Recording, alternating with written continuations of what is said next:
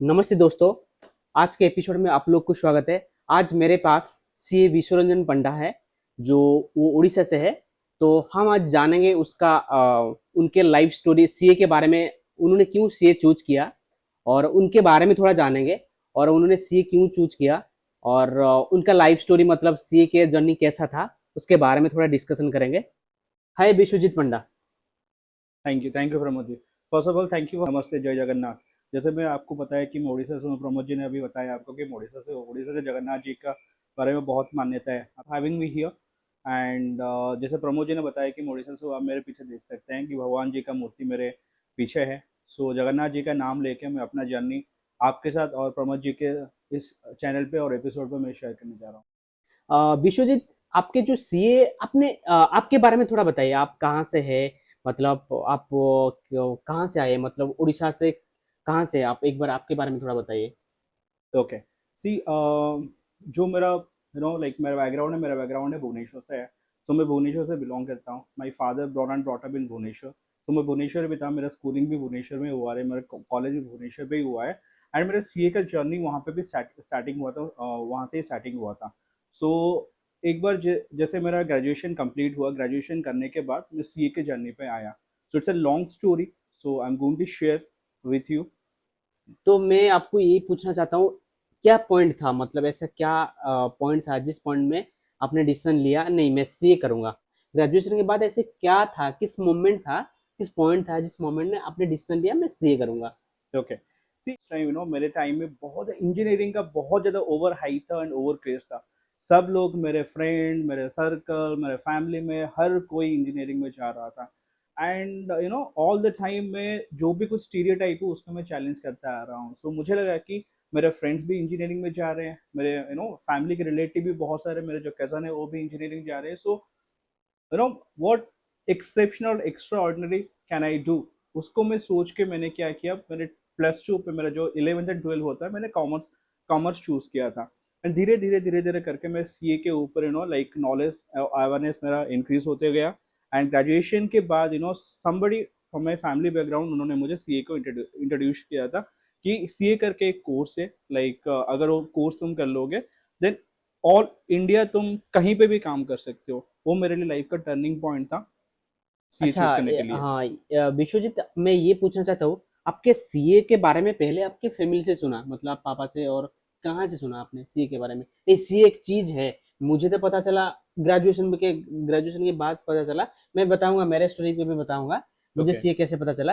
लेकिन मैं ये चाहता हूँ आपको सीए के बारे में, हाँ ये सीए है, कैसे पता चला? ओके। सो जब मैं प्लस टू में था, एक रिप्यूटेड कॉलेज में था भुवनेश्वर में, बीजेबी जूनियर ओके। कल कॉलेज करके है वहाँ पे। वो बहुत सो बड़ा कॉलेज है। बहुत ही बड़ा कॉलेज है, बहुत बहुत ही फेमस कॉलेज है। सो वहाँ पे like there are couple of guys जो मेरे सेक्शन पे थे। हमारे वहाँ पे दो सेक्शन हुआ करते थे मेरे प्लस टू के क्लास, मेरे 11th में क्लास में। सो एक सेक्शन में क्या करता था, there is one specific girl जिसने अपने सीए फाउंडेशन के लिए अपने एनरोलमेंट कर दिया था उस okay. Time. So like she was my friend that time. So उसके साथ मेरा एक दो बार डिस्कशन हुआ तो उसने मुझे बताया कि वो सीए कर रही है करके। ओके। देन थोड़ा थोड़ा करके मैं सीए के ऊपर इन्फॉर्मेशन आया, बट ग्रेजुअली करके मेरा इतना इन डेप्थ नॉलेज नहीं था कि सीए क्या है, कैसे करना है, कहाँ से करना है, कितना ड्यूरेशन का कोर्स होता है, ये कुछ भी मुझे पता पता नहीं था। ओके। बट जितना मेरा कन्वर्सेशन हुआ था वो लड़की के साथ, उसने मुझे बताया कि अगर तुम एक बार सीए क्लियर कर लेते हो देन तुम्हारा लाइफ बन जाएगा।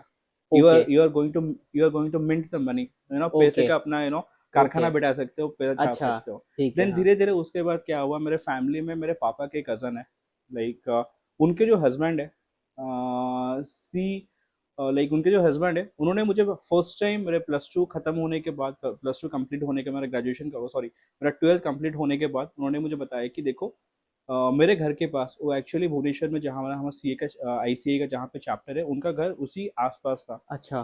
तो उन्होंने मुझे बताया कि उनका लाइक उनका कोई रिलेशन में वो सीए कर रहा है। एंड जो भी कोई कॉमर्स कॉमर्स कर रहा है, सीए उनके लिए बहुत सारे अपॉर्चुनिटी लेके आता है। अच्छा। देन उन्होंने मुझे डिटेल में एक बार एक्सप्लेनेशन दिया था कि सीए क्या है। But to be very honest, मेरे फैमिली के बैकग्राउंड में किसी का कॉमर्स का बैकग्राउंड नहीं है।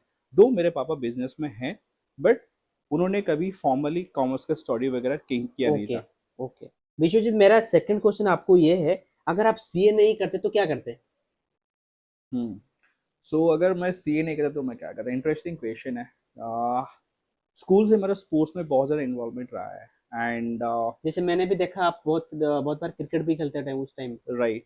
सो क्रिकेटिंग में क्रिकेट खेलने में बहुत सारा इंटरेस्ट था, बट अनफॉर्चुनेटली क्रिकेटिंग फील्ड में कुछ नहीं हो पाया, बट मुझे अंपायरिंग बहुत ही अच्छा लगता था उस टाइम। सो मैंने डिसाइड किया था अगर मेरे से कुछ भी ना हो तो मैं जाके अंपायरिंग कर लूँ क्रिकेटिंग में। अच्छा, एक नाम बताइए जिसने आपको इन्फ्लुएंस किया है सीए करने के लिए। एक नाम बताइए, मतलब आपके पापा और पापा के ऊपर कोई भी एक नाम बताइए जिसने आपको जिसके वजह से आपने इन्फ्लुएंस हुआ मैं सीए करने के लिए। Okay. So first of all I would say कि मेरा जो फैमिली के जो रिलेटिव है, मेरे पापा के जो कज़न है, उनके हस्बैंड है, उन्होंने मुझे इंट्रोड्यूस किया था सीए के साथ। सो उसके बाद क्या हुआ, मेरा इंक्लिनेशन थोड़ा सीए के ऊपर बढ़ा और मैंने इन्फॉर्मेशन गैदर किया और मुझे लगा कि सीए में क्या हो सकता है। Then he is the first person जिसको मैं बोलता हूँ, उन्होंने मुझे बहुत ज़्यादा इन्फ्लुएंस किया था सीए में एनरोल करने के लिए। उन्होंने मुझे गाइडेंस दिया था प्रॉपर। ओके। बट बाद में जाके उनके साथ कभी भी मेरा फॉर्मली बैठ के ऐसे डिस्कशन नहीं हुआ कि मुझे क्या मेरा रोड मैप क्या होगा, क्या मेरा पाथ ओके। होगा, क्या गाइडेंस होगा। But second I would say मेरा पापा का बहुत ज़्यादा इन्फ्लुएंस है उसके ऊपर, ओके, क्योंकि मतलब उन आप, मैं ये कह सकता हूँ आपके फादर मेन चीज मतलब यस। विश्वजीत, ये आपको जो सीए आप जो कंप्लीट किया आपको कितना साल लगा? ओके। सो ऑनेस्टली कितना साल लगा, आप बताइए। सो मुझे जितना ड्यूरेशन है कोर्स मान के चलिए, मुझे अप्रॉक्सीमेटली 6 साल के आसपास लगा सीए कंप्लीट करने के लिए।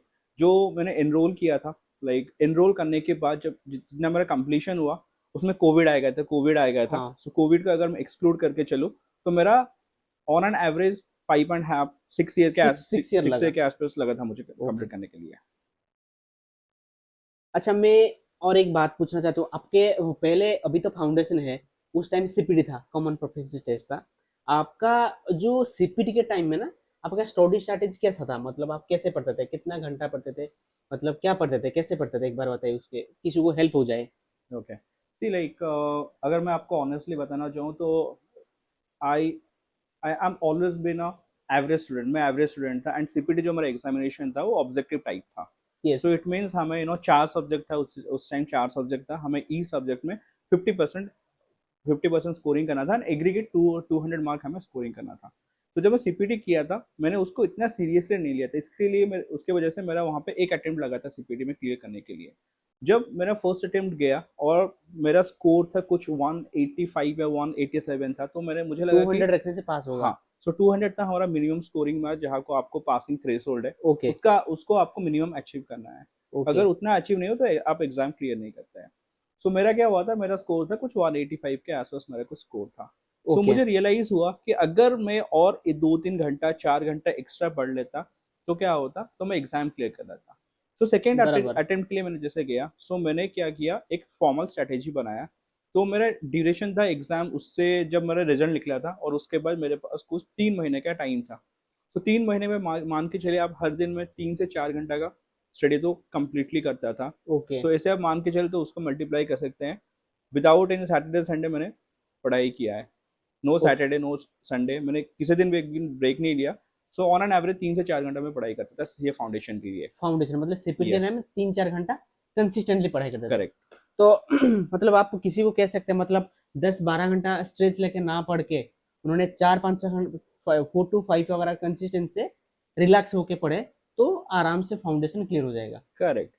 इसमें मेन चीज है कि आपको फंडामेंटली और कंसेप्चुअली चीजें समझ में आने चाहिए। Okay. That is main thing. अगर आप रट्टा मारने चाहो, आप तो टाइम लगेगा। मेमोराइज करने चाहो, तो आपको टाइम लगता है वो समझने के लिए और उसको अप्लाई करने के लिए। ओके। तो विश्वजीत, आप क्या मतलब क्या प्रीफर करते थे उस टाइम? मतलब सेल्फ स्टडी प्रीफर ज्यादा करते थे और कोचिंग वगैरह, क्या उस टाइम आपके प्रिफरेबल क्या था? ओके। सो मेरा जो अप्रोच था वो ब्लेंडेड अप्रोच था। तो मैंने कोचिंग लिया था, प्लस मैंने सेल्फ स्टडी भी कुछ सब्जेक्ट के लिए ओके, किया था। मतलब मिक्स किया था मैंने आपने। मिक्स किया था, जैसे एफआर का सब्जेक्ट हो गया, टैक्सेशन का सब्जेक्ट था, क्योंकि that was a completely new domain for me that time. क्योंकि एफआर ओके। क्या है तो मुझे आइडिया नहीं था कि एफआर में क्या होता है, देन टैक्सेशन में क्या होता है, इतना नहीं था। जो हमारे प्लस टू में और ग्रेजुएशन में वो सब्जेक्ट था, बट इतना वो डेप्थ में नहीं था जिसके लिए हम सीए, जिसको बेस करके हम सीए रीड कर सकते हैं और सीए का एग्जाम क्लियर कर सकते हैं। इसलिए मैंने कुछ सब्जेक्ट का मैंने कोचिंग लिया था। 8 सब्जेक्ट से मैंने 4 या 5 या 6 का मैंने कोचिंग लिया होगा, 2 या 3 का मैंने सेल्फ ओके। स्टडी किया होगा। ओके विश्वजीत, मैं और एक पूछना चाहता हूँ। अभी ना विलेज एरिया में, गांव एरिया में बहुत सारे स्टूडेंट है ना सीए करना चाहते थे, लेकिन फैमिली फैमिली के वजह से, मतलब मैं भी किसी का फैमिली सपोर्ट नहीं है, और मतलब फाइनेंशियल इश्यू है, कुछ भी वजह से वो सीए नहीं कर पाते, मतलब डर लगता है, मतलब आगे क्या होगा, मैं कर पाऊंगा नहीं कर पाऊंगा, फैमिली सपोर्ट नहीं है। मतलब उनको एक सजेशन मैं तो बताऊंगा, मैं उस रिलेटेड हूँ, थोड़ा बहुत उस रिलेटेड आया हूँ, उस चीज में मतलब फेज से आया हूँ। मैं आपको ये पूछना चाहता हूँ, मतलब आपके क्या सजेशन होगा, मतलब अगर वो किसी का मन में है इस सिचुएशन में, कैसे वो सिचुएशन को ओवरटेक करके वो सी कर पाए। ओके। नो, बहुत ही बढ़िया क्वेश्चन है आपका। अगर मैं इसको इसको आंसर करने जाऊँ, आज के डेट में अगर मान के चलिए 2026 में बैठ के जब हम ये रिकॉर्ड कर रहे हैं, आप मुझे पूछ रहे हैं कि अगर किसी को सीए करना है और फाइनेंशियली उनका फैमिली इतना उनका फाइनेंशियल इतना बैकिंग नहीं है, वो क्या करें। मैं बोलता हूँ कि देखो, सोशल मीडिया के एज में अगर वो किसी भी प्लेटफॉर्म में जाके सर्च करे कि सीए एग्जाम के लिए कौन से लेवल में, वो फाउंडेशन का हो सकता है, वो इंटरमीडिएट का हो सकता है, या फाइनल लेवल का हो सकता है, अगर उनके पास मिनिमल भी रिसोर्सेज हो एंड उनके पास सोशल मीडिया का एक्सेस हो, देन वो कुछ भी कर सकते हैं। अच्छा, मतलब यूट्यूब वगैरह देख के क्लास यूट्यूब वगैरह पर कर क्लास सकते हैं। वगैरह देख के वो और कर इसमें सकते हैं। मैं एक सजेशन दे सकता हूँ, जिसमें मतलब कुछ भी बैकग्राउंड नहीं है, मतलब फैमिली सपोर्ट नहीं करे, कुछ भी बैकग्राउंड नहीं है। मैं उस मतलब उस सिचुएशन में भी आया हूँ। आराम से भुवनेश्वर आए, जहाँ भी जो भी सिटी है, मतलब आपके सिटी के आसपास जो भी है, आइए आराम से +2 कॉमर्स बच्चों को पढ़ाइए। करेक्ट। सुबह एक 2-3 घंटा चल जाएगा, 2-3 घंटा सुबह पढ़ाइए, तो आपके क्या मतलब अकाउंट्स वगैरह में टच भी रहेगा और पैसा भी आ जाएगा। तो अगर वो सुबह में मान के चलो 3-4 घंटा गए, मतलब 10 बजे आपके सारे खत्म हो गया। करेक्ट। तो आप 11-12 बजे पढ़ाई स्टार्ट करके ना, रात को 8-9 बजे तक पढ़ाई करेंगे ना, तो आराम से इंटर तक आराम से निकाल देंगे। राइट। हाँ। नहीं, जैसे आपने बताया कि पढ़ाना ही सबसे अच्छा मेथड है पढ़ने के लिए। अगर आप एग्जैक्टली जितने भी एग्जैक्टली। पढ़ाएंगे तो आपका नॉलेज उतना बढ़ता रहेगा डे जो बाई डे। मैं जो स्टूडेंट बोल रहा था ना, मेरे पास बैकग्राउंड नहीं है, मेरे फादर सपोर्ट नहीं करे, मैं इसको यही सजेशन दूंगा, आप कोचिंग लगाइए, मतलब होम ट्यूटर लगाइए, कुछ कोचिंग कहीं भी कोचिंग क्लास में जाके पढ़ाइए। 2-3 घंटा 3-4 घंटा पढ़ाएंगे तो आराम से 7-8 हज़ार आएगा, 6 to 7 thousand आ जाएगा। तो उसी हिसाब से आप यूट्यूब में और सोशल मीडिया में कनेक्टिव होके आप सेल्फ स्टडी कर सकते हैं। मतलब और एक मैं पूछना चाहता हूँ, आपने क्या क्या स्ट्रगल फेस किया, मतलब सीए के मतलब स्टडी के टाइम में क्या क्या स्ट्रगल फेस किया, मतलब जिस वजह से आप किसी को गाइड कर सकते हैं, मतलब ऐसा नहीं करना चाहिए, ऐसा करना चाहिए क्या, एक दो बताइए, कॉमन चीज क्या है, मैं तो बताता हूँ कंसिस्टेंसी होना चाहिए पहला चीज, और एक दो बताइए क्या करना चाहिए। Okay. So like there are multiple factor इसमें इन्वॉल्व है, अगर मैं आपको बताना चाहूँ। सी, पढ़ाई रिलेटेड जैसे आपने बताया कि हमें कंसिस्टेंटली उसको पढ़ना चाहिए। अगर मैं एक्सक्लूसिवली बताऊँ कि स्टडी के ऊपर आपको फंडामेंटली चीज़ों को समझनी चाहिए। ओके, अगर पहला आपको चीज है आपको फंडामेंटल कॉन्सेप्ट समझना चाहिए। कंसेप्चुअली आपको समझना चाहिए। दूसरे सेकंड मैं बोल आपको देता कंसिस्टेंसी होना चाहिए। हाँ, सेकंड आपको इनफ प्रैक्टिस करना चाहिए। जो भी ओके। आप सब्जेक्ट लेके चल रहे हैं, आपको इनफ प्रैक्टिस करना चाहिए। लाइक अगर आपको पता होगा, सीए इंडिया का थर्ड या फोर्थ डिफिकल्ट डिफिकल्ट एग्जामिनेशन से एक एग्जैक्टली है। So exactly. आपको क्या करना है, मल्टीपल टाइम आपको प्रैक्टिस करना होगा। आपको उन एक क्वेश्चन को बार बार आपको प्रैक्टिस करना होगा। आप प्रैक्टिस तभी छोड़ सकते हैं अगर अगर आपको फंडामेंटली वो चीज़ें की आइडिया हो।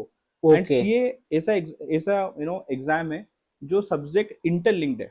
एक चैप्टर दूसरे चैप्टर से लिंक्ड है। जैसे करेक्ट। अगर एफआर का चैप्टर उठाते हैं, कोई एक चैप्टर उठा के देखते हैं, एक चैप्टर दूसरे चैप्टर से लिंक्ड कनेक्टिव है। है। सो आपको इंटरलिंकिंग स्टडी आपको भी करना चाहिए। ये तो दो तीन बातें हो गई। देन जहाँ पे बच्चों जो भी कुछ सीए के स्टूडेंट है, जो जिन्होंने सीए में एनरोल किया है, सबसे बड़ा चैलेंज उनका आता है आर्टिकल के साथ वो कैसे मैनेज करें। तो पहला हो गया कंसिस्टेंस होना चाहिए, और फंड कॉन्सेप्ट को फंडामेंटल अंडरस्टैंडिंग करना चाहिए। करेक्ट। दूसरी चीज और क्या बोले आपने। मैंने बोला कि बार बार उसको प्रैक्टिस करना अच्छा, बार चाहिए। बार प्रैक्टिस करना। और हाँ, मैं इसमें एक थोड़ा दो तीन तीन ऐड करूंगा। आप जो मॉक टेस्ट को कितना मानते हैं, मॉक टेस्ट देना चाहिए कि नहीं देना चाहिए, बहुत सारे स्टूडेंट मॉक टेस्ट नहीं देते, डायरेक्ट एग्जाम में बैठते हैं, तो उसको आप कितना मानते हैं। सी लाइक अगर मैं आपको मुझे पूछ रहे हैं कि मॉक टेस्ट कितना, मैं बोलता हूँ आप उसको मॉक टेस्ट के हिसाब से मत देखिए, आपको उसको रियल एग्जामिनेशन के हिसाब से देखिए। अच्छा, ऐसा अगर है। आप सी उस जो पेपर इंश्योर निकालता है, अगर आप उसको प्रैक्टिस करके जाए, एक दो बार प्रैक्टिस करके जाए, उससे 30 से 40% कवरेज आपको एग्जामिनेशन में मिल जाता है। सो आप मैं मानता हूँ कि वो मॉक एग्जाम नहीं, वो एक्चुअली रियल एग्जामिनेशन होता है। रियल एग्जामिनेशन से पहले एक जो रियल एग्जाम होता है वो मॉक टेस्ट का ही होता है। ओके, तो मतलब है, मतलब कंसिस्टेंसी पढ़ाई करना चाहिए, फंडामेंटल अंडरस्टैंडिंग करना चाहिए, और मॉक टेस्ट वगैरह देना चाहिए। करेक्ट। और बार बार उसको रिवीजन करना चाहिए। हाँ। ये 3-4 चीज आपको फॉलो मतलब करना यस। चाहिए। अगर आप कोई भी स्टडी जैसे आप सेल्फ स्टडी कर रहे हो तो आपका प्रॉपर नोट बना के रखें। एग्जाम के टाइम आप क्या कर आप ऐसे नहीं है कि आपके पास कुछ मेथड आ गया, आप एक दिन में दो 250 से 300 पेज, 400 पेज, 500 पेज आप रीड नहीं कर सकते। ओके। आपको उसको प्रॉपर और कंसाइज करके आपको बनाना होगा, आपका नोट्स बनाना होगा। अच्छा, उसका अगर मतलब ये है, तो जहीं पे भी हम कोचिंग ले, करेक्ट। तो हमारा कंसेप्ट नोट इतना होना चाहिए हम्म। जो 1.5 डेज से हम रिवीजन कर सकते हैं। रिवीजन कर सकते तो हैं। कंक्लूजन यही है ना। कंक्लूजन यही है। ठीक। और जो जहां पे भी क्वेश्चन बैंक है, मतलब जिस फैकल्टी के पास हम क्लासेस ले रहे हैं, तो इसका क्वेश्चन बैंक लास्ट आईसीआई की question, RTP, mock test paper, जो पास्ट एग्जाम क्वेश्चन में कवर होना चाहिए। यस। मतलब आपने क्या क्या मिस्टेक किया, जिस वजह से आप कोई स्टूडेंट को यहाँ पे बता सकते हो ये मिस्टेक करना नहीं चाहिए। ओके। आप ऐसे जेनरिक पूछ रहे हैं या कुछ एग्जामिनेशन मतलब स्पेसिफिक? ये स्टडी रिलेटेड, एग्जाम रिलेटेड क्या क्या आपने मतलब मिस्टेक किया आपने।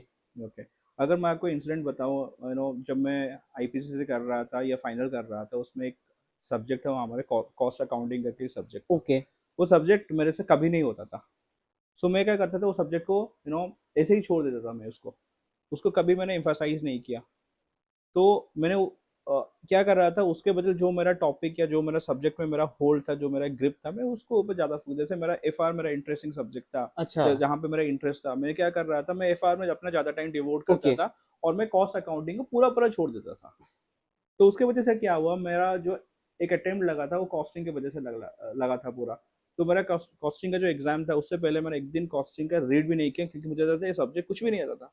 And if you won't believe कि मेरा एग्जामिनेशन में 38 मार्क था, और 2 मार्क अगर मैं स्कोर कर लेता, देन मेरा वो अटेम्प्ट पूरा क्लियर हो जाता मेरा। तो अच्छा, मैं ये आपको नहीं करना ये नहीं चाहिए। करना चाहिए। मैं आपको बोलता, अगर आप जितने भी सब्जेक्ट है आपके पास, आर्ट हो, जितने भी सब्जेक्ट है, आपको उसको इक्वली टाइम डिवोट करना चाहिए। ऐसे भी होगा आपके एक ग्रुप में 2-3 सब्जेक्ट आपके फेवरेट है, और सेकंड ग्रुप में भी आपको 1-2 सब्जेक्ट फेवरेट है, और 1-2 सब्जेक्ट ऐसे ही होंगे आपको टोटली नहीं आता है, आपको पसंद ही नहीं आता है। बट आप उसको इक्वली टाइम डिवोट करना चाहिए, क्योंकि ईच सब्जेक्ट में हमें कुछ मिनिमम पासिंग मार्क चाहिए, जो हमें वो पूरा ग्रुप क्लियर करके दे, या दोनों ग्रुप हमें क्लियर करके दे। इस रिलेटेड मेरे एक स्टोरी याद है, या मैं आपको बताना चाहता हूँ। हाँ। मेरे एक दोस्त है, वो बहुत बड़ा सीए, आज का डेट में बहुत बड़ा सीए, उसका नाम है सीए पंकज साहू। उन्होंने क्या किया था ना, उसका जो सीए फाइनल एग्जाम है ना, उन्होंने दोनों ग्रुप तैयारी किया था, प्रिपेयर किया था, दोनों ग्रुप प्रिपेयर किया था। उन्होंने फर्स्ट ग्रुप एग्जाम दिया था। जो लॉ के एग्जाम में ना, उन्होंने उनका घड़ी नहीं लिया था। तो उनको नहीं पता चला, मतलब उन्होंने आई थिंक 40 मार्क्स आंसर दिया। तो उनको घड़ी नहीं लिया था, मुझको उनको उनका माइंड में ये था, मैं अभी टाइम है बहुत, मेरे पास बहुत टाइम है। तो अभी, लेकिन 2 घंटा दो नहीं, मतलब 2.5 आवर चला गया। तो अभी सोच रहे हैं, मतलब मेरे पास टाइम है, लेकिन वो 2.5 आवर में उन्होंने बस 40 मार्क का आंसर बस दिया था। 40 मार्क्स आंसर उन्होंने दिया। तब जब जी क्वेश्चन में मतलब ऐसा उन्होंने, जब उनको मतलब सेंस आया, तो जब देखा, तो अभी 3 घंटा आसपास हो गया था। तो 3 घंटा में तकरीबन उन्होंने मुझे जितना बोला 45 मार्क का उन्होंने आंसर दिया था। तो दे के आया। तो आपको पता होगा, लॉ हमारा लास्ट पेपर होता था। करेक्ट। उसके बाद उन्होंने दोनों ग्रुप तैयार किया। अगर मैं होता ना, उस टाइम में सेकंड ग्रुप पढ़ ही नहीं पाता था, मतलब इतना राइट। स्ट्रेस आता था। लेकिन उन्होंने उसको इग्नोर किया, जो होता देखा जाएगा। उसके बाद उन्होंने सेकंड ग्रुप उन्होंने एग्जाम दिया। जब रिजल्ट आया ना, उनका सेकंड ग्रुप क्लियर हो गया। फर्स्ट ग्रुप में दोनों पेपर एग्जामेशन था, और लॉ में उन्होंने फेल हो गया। तो उसके बाद उसके नेक्स्ट अटेम्प्ट उन्होंने सी बन गया। तो मैं स्टूडेंट को यही कहना चाहता हूँ, अगर किसी भी एक भी पेपर खराब हो जाए ना, उसके पेपर में चक्कर मत रहिए। करेक्ट। उसका नेक्स्ट पेपर आप, हाँ जी, आप अच्छे से तैयार करिए। उसके बारे में आप क्या क्या एक स्टोरी कुछ है, बताइए। नहीं, आप जो बोल रहे हैं सही है। एक्चुअली मेरे मेरे साथ भी 1-2 बार वैसा ही हुआ था। 1-2 सब्जेक्ट क्या होता था, मेरे बहुत खराब गया था, उसके ऊपर आके मैं एग्जाम देने के बाद मैं आके अपना बुक चेक करता रहा कि क्या करना है, क्या नहीं करना है, क्या हुआ है, क्या नहीं हुआ है। आई टोटली फॉरगेट कि मेरा 1-2 दिन के बाद और एक एग्जाम है, और एक पेपर है, मैं उसको दे सकता। जैसे मैंने आपको बताया, कॉस्टिंग के साथ मेरा ना मेरा वो स्टोरी हुआ। क्या हुआ, मैं कॉस्टिंग मैंने कभी रीड नहीं किया था, बट मैंने जितना भी मैंने रीड किया था, बट अगर मैं उसको ज़्यादा फोकस करके और मैं 1-2 घंटा 4 घंटा पढ़ लेता, देन मैं वो पूरा एग्जाम निकाल लेता, पूरा वो मेरा ग्रुप निकल जाता पूरा। ओके, मतलब क्योंकि सीए जो एग्जाम होता है ना वो 15-20 दिन तो चलता है। करेक्ट। अगर एक पहला पेपर खराब हो गया, आपका माइंड वहीं पे रहता है, तो इसलिए मतलब जो पेपर खराब है उसको छोड़िए, नेक्स्ट पेपर ध्यान दीजिए। नेक्स्ट पेपर पर ध्यान दीजिए। मतलब अगर ऐसा होता है, मतलब उसी पेपर में इतना जो खराब गया, अगर किसी भी तरीके से 40 मार्क्स रह गई, हाँ। मतलब बाकी अगर 60 एग्रीगेट हो गया तो आप पास हो जाओगे ना। तो यस। इसलिए उसी पेपर पर ज्यादा फोकस नहीं करना चाहिए। एंड एग्जाम के टाइम में जब हमारा 3 घंटे का एग्जाम होता है, एंड आपका आप माइंड में कैलकुलेट करके करके चलिए कि कौन से क्वेश्चन को कितना टाइम आपको एलोकेट करना है। कि इस रीजन है, जो जो मॉक टेस्ट बोला ना उन्होंने, मॉक टेस्ट रीजन यही है, मतलब आपको टाइम मैनेजमेंट हो जाएगा एग्जाम से पहले। अगर एग्जाम घर पे दे के आओगे ना तो मतलब उसका टाइम मैनेजमेंट हो जाएगा। राइट। हाँ।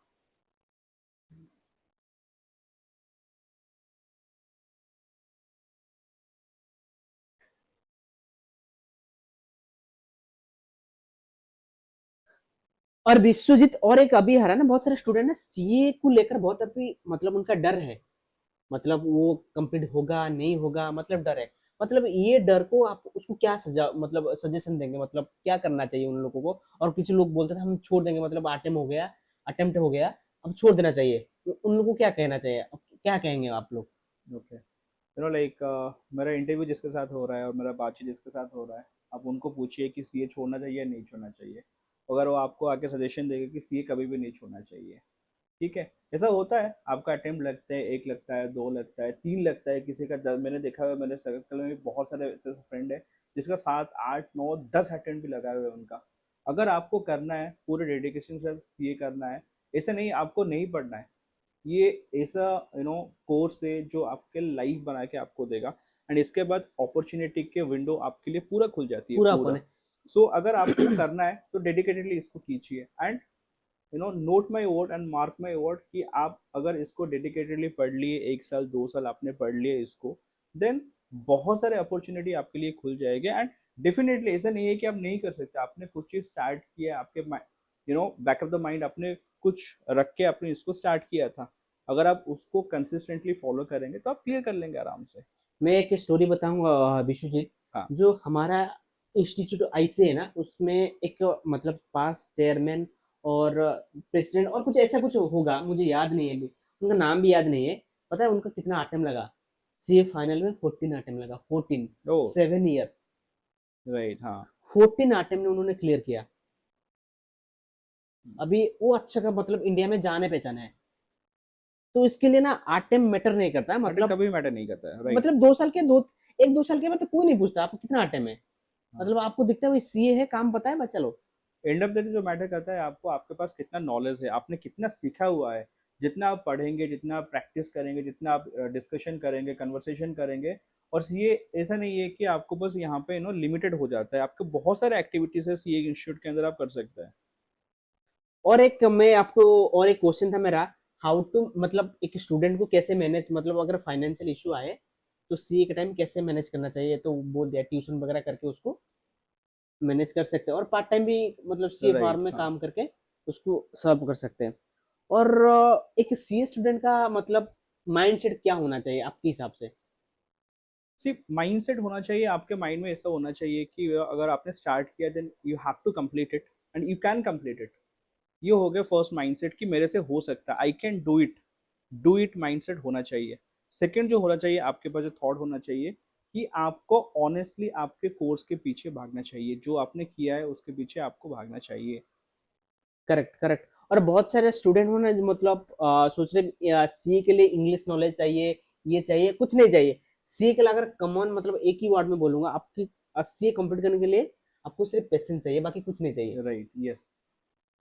और मैं ये पूछना चाहता हूँ, कोचिंग क्या नेसेसरी है ना, सेल्फ स्टडी हो सकता है? सेल्फ स्टडी से भी हो सकता है, बट कोचिंग अगर आपको ले सकते हैं, आप अफोर्ड कर सकते हैं कोचिंग के लिए, तो डेफिनेटली आप कोचिंग के लिए जाए, क्योंकि बहुत सारे ऐसे फैकल्टी है जिन्होंने सीए के फील्ड में बहुत लंबा काम किया हुआ है, और बहुत इनका बहुत इन डेप्थ एक्सपीरियंस है उनके सब्जेक्ट के ऊपर। अगर आप कोचिंग लेते हैं देन आपका जो फंडामेंटल होता है, आपका जो कंसेप्चुअल चीज़ें होती है, आप क्लियर हो जाता है, जो आप सेल्फ स्टडी से नहीं हो पाता है। ओके, मतलब सेल्फ स्टडी से खुद पढ़ के भी उसको हो सकता है। अंडरस्टैंडिंग करके थोड़ा डिफिकल्ट होता है, थोड़ा डिफिकल्ट टाइम होता है। लगेगा, राइट। लेकिन कोचिंग में थोड़ा जल्दी हो जाएगा। कोचिंग में थोड़ा जल्दी होता है, क्योंकि लाइक आपके इंस्ट्रक्टर होते हैं, आपको जो ट्रेनर होते हैं, आपको जो फैकल्टी होते हैं, उनको पता होता है, क्योंकि उनके पास एक्सपीरियंस होता है।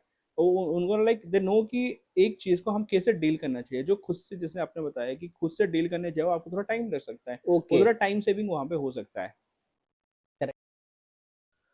और विश्वजीत, मैं आपको पूछना चाहता हूँ, मतलब सीए के बाद आपके लाइफ क्या चेंजेस आया, मतलब क्या, थोड़ा फाइनेंशियल थोड़ा तो ठीक हो गया, और बाकी क्या, मतलब थोड़ा बहुत बदलाव क्या आया?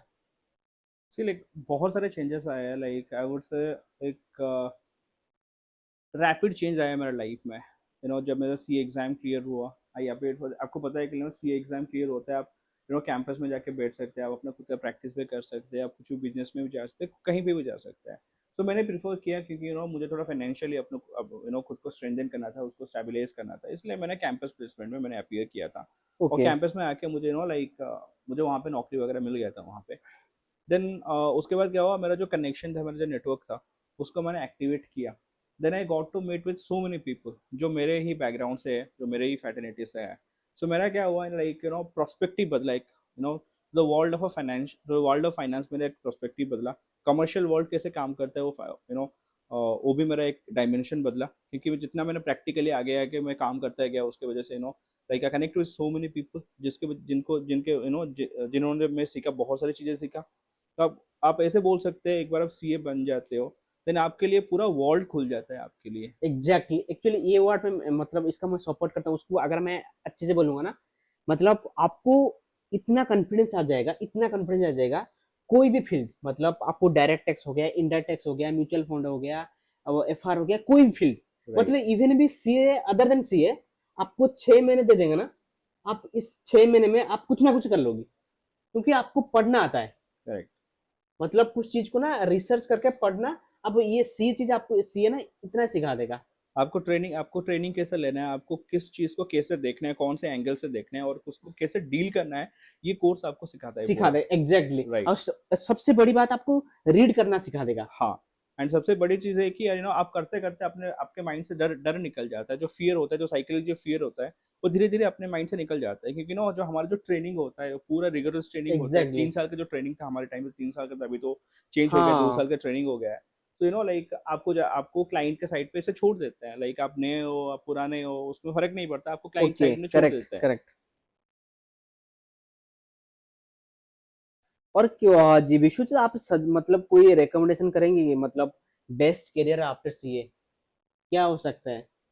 सीए के बाद आप कुछ भी कर सकते हैं, जैसे मैंने आपको बताया थोड़ी देर पहले, आप अपना खुद का प्रैक्टिस कर सकते हैं, आप लाइक इंडस्ट्री में भी जा सकते हैं, या आप कुछ भी कर सकते हैं। आज के मॉडर्न एज में जो सीए कुछ भी कर रहे हैं। ठीक है। मैंने तो मेरे मुंबई में देखा, मतलब वो डायरेक्टर है, मतलब डायरेक्टर प्रोड्यूसर काम कर रहा है सीए। राइट, हाँ। हर किसी फील्ड में आप देखिए ना, आईपीएल में देखिए वेंकटेश अय्यर है, वो हाँ सीए है। हाँ। ठीक है। एंड तारक मेहता का उल्टा चश्मा में जो पोपटलाल का कैरेक्टर आता है, वो भी सीए है। हर कोई फील्ड में सीए है। सो मेरा जो प्रेफरेंस है उसके हिसाब से, लाइक आपको जो इजी ऑप्शन आपको मिलेगा, आप खुद का प्रैक्टिस स्टार्ट कर सकते हैं, नहीं तो आप कैंपस के थ्रू इंडस्ट्री में बैठ सकते हैं, या ऑफ कैंपस के थ्रू आप इंडस्ट्री में जा सकते हैं। That would be good starting point for you. अच्छा विश्वजीत, मैं आपको गो बैक करूं, मतलब आपको ये बोलूं, अगर आपने अभी सीए स्टार्ट करना है, तो आपको क्या चेंज करना है, मतलब आपने क्या गलती किया था, अब क्या चेंज करना है, मतलब आपके पर्सनल लाइफ में क्या चेंज करना है? ओके। जिस टाइम मैंने सीए किया था, अगर मैं सोचा था थोड़ा बहुत गाइडेंस अगर मुझे उस टाइम मिल जाता, तो मैं थोड़ा जल्दी सीए क्लियर कर पाता। एंड जो सब्जेक्ट को मैंने छोड़ दिया, जैसे कॉस्टिंग हो गया, एक सब्जेक्ट था जिन्हें मैं उसको पूरा आउटराइटली मैंने छोड़ के रखा था, बरा मैंने उसके ऊपर ध्यान नहीं दिया था। एक टैक्सेशन का सब्जेक्ट था, वो सीए के फील्ड में कोर माना जाता है, मैंने उसको कभी ध्यान नहीं दिया, क्योंकि मेरा ज़्यादा ध्यान था एफआर के ऊपर, ज़्यादा ध्यान था मेरा फाइनेंस के ऊपर। यू नो अगर मैं सोचूं, अगर मैं फिर से I go back to that time, I would like to change की मेरा जो अप्रोच था, स्टडी का अप्रोच, मैं एक बार उसको चेंज करना चाहूँगा। Okay, study approach study basically, approach change. कि आपके पेरेंट्स को कितना है खुश है इस रिलेटेड, मेरा बेटा सीए है, और मतलब आपके रिजल्ट के टाइम मतलब क्या खुश था, कैसे था आपके पेरेंट्स में, ये थोड़ा मैं जानना चाहता हूँ। ओके। लाइक डेफिनेटली वो तो बहुत ही ज़्यादा प्राउड मोमेंट था मेरे पेरेंट्स के लिए, मैं बहुत ज़्यादा प्राउड मोमेंट था। And like they were pretty much excited कि मेरा फाइनली एग्जाम क्लियर हो रहा था, क्योंकि मैं स्ट्रगल कर रहा था, एक दो अटेम्प्ट मेरा लगा था क्लियर करने के लिए। And I was really struggling, मैं एक पॉइंट पे जाके फ्रस्ट्रेट हो गया था, क्योंकि मेरा एक ग्रुप क्लियर हो गया था और 2 अटेम्प्ट मेरा लग गया था दूसरे ग्रुप क्लियर करने के लिए। एंड साइड बाय साइड मैंने भी I started working in a CA firm, reputed okay, CA firm मैंने काम करना स्टार्ट कर दिया, तो मेरे लिए थोड़ा डिफिकल्ट हो गया था ये करना। But I would say like yes, मेरे पेरेंट्स अभी भी प्राउड है, लाइक मैंने सीए क्लियर किया है और उसके बाद भी मैं अभी भी अपना ना खुद का काम कर रहा हूँ, लाइक कोई एक एक रेप्यूटेड कंपनी में मैं भी काम कर रहा हूँ। They okay, really proud of it. Okay. मतलब आप सीए स्टूडेंट के लिए आपके तरफ से क्या मैसेज है? मतलब स्टूडेंट के लिए मतलब I would suggest and advise to all the CA student is that you know have faith in yourself first. Second, आपको हार्ड वर्क करना चाहिए, like along with hard work आपको स्मार्ट वर्क करना चाहिए, क्योंकि इन द मॉडर्न डे आपको hard work से काम नहीं चलेगा। You have to utilize the multiple resources at your disposal, आपको उनको भी यूटिलाइज करना चाहिए। थर्ड, आपको चाहिए patience, you need of patience. Fourth, आपको चाहिए सपोर्ट सिस्टम। जो जी हाँ, आपने जो आर्टिकल किया भुवनेश्वर में किया ना, भुवनेश्वर में किया तो था। आपने आर्टिकल में ज्यादातर अब क्या काम किया, एक बात बताइए। सी ज़्यादातर जो काम होता है मैंने ऑडिट के फील्ड पे ही काम किया।